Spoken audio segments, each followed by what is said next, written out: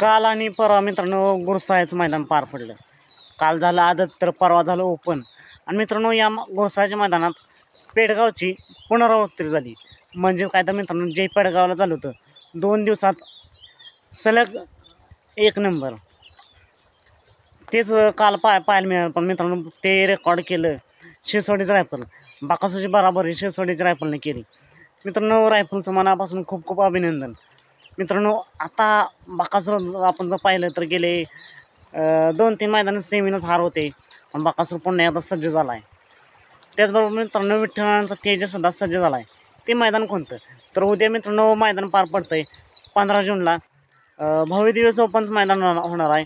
चोराडे तालुका खटाव जिल्हा सातारा या ठिकाणी.